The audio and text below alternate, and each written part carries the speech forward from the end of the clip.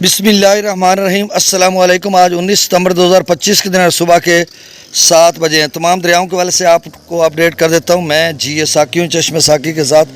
दरिया सतलुज में अभी भी गंडा सिंह वाला पर 98,000 क्यूसेक है और थोड़ा टाइम ले रहा है। 2-4 रोज़ में उम्मीद तो है कि कुछ न कुछ पानी कम होना शुरू हो जाएगा, क्योंकि भाखड़ और पौंग डैम से अभी भी इसी लेवल का वहाँ पे डाउन स्ट्रीम है और हरीके पर से भी डाउन स्ट्रीम 1,26,000 क्यूसेक है, तो थोड़ा टाइम ले रहा है। बाकी रावी नॉर्मल हो चुका है, चनाब भी तकरीबन नॉर्मल हो चुका है और पंजनंद पर 1,27,000 क्यूसेक है।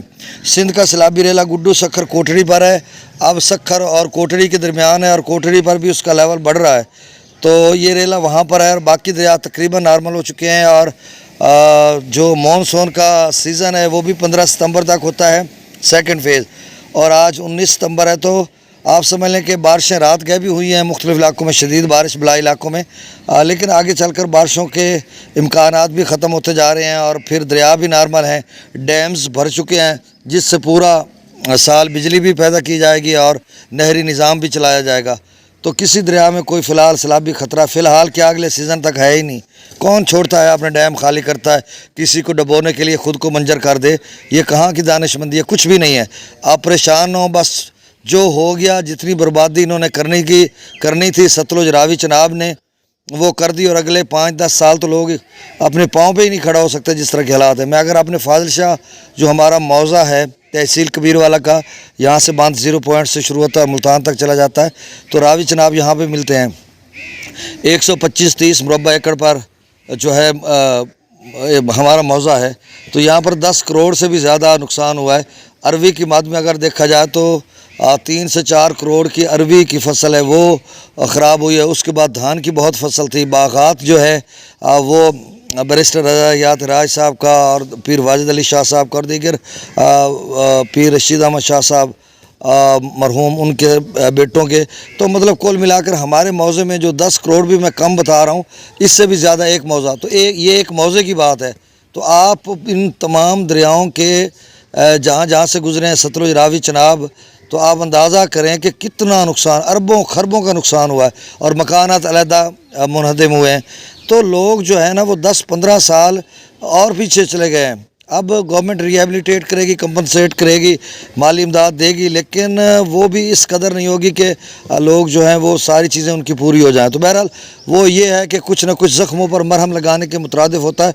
गवर्नमेंट इतना ही कर सकती है। अगर गवर्नमेंट इतना ज़्यादा कंपनसेट करे तो वो पैसे कहाँ से लाएँ? ये वो बाहर से कंपनसेशन होती है, जब बाहर से जो पैसा मिलता है उसी को वो देते हैं और कुछ अपनी तरफ से, क्योंकि 94,000 अरब रुपए का तो पाकिस्तान पहले से मकरूज़ हो चुका है। तो मकरूज़ मुल्क में इस तरह के मामलात, फिर इतनी आफतें आना, तो ये एक तबाही और बर्बादी होती है।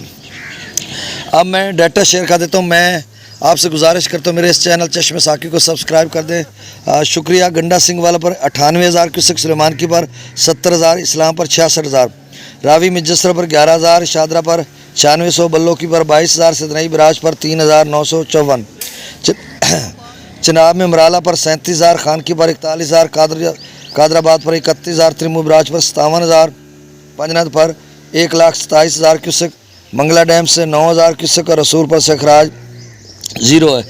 तरबेला डैम से जो डाउन स्ट्रीम 1,30,000, काबुल दरिया में 21,600 क्यूसेक, कालाबाग पर 1,48,000, चश्मा पर 1,88,000, तौसा पर 1,54,000, गुड्डू बराज का up stream 4,26,000, down stream 3,98,000, Sukkur का अप स्ट्रीम 4,99,000, डाउन स्ट्रीम 4,46,000, कोटरी का up stream 3,15,000 cusec, down stream 2,95,000 cusec. और अगले 24 से 48 घंटों में कोटड़ी का लेवल खासा ऊपर जाएगा, ये 3.5-4 की रेंज में जाएगा, 4 की, फिर थोड़ा बरकरार रहेगा 24-48 घंटे, जिस तरह गुड्डू शक्कर पर बरकरार रहा 48 घंटे, फिर ऐसा ऐसा काम होना शुरू हो जाएगा। तो ये 26-27 तक जाकर कोटड़ी कोई लाख से नीचे जाएगा, तब तक यही मसाइल हैं। बहुत शुक्रिया। अल्लाह हाफिज़।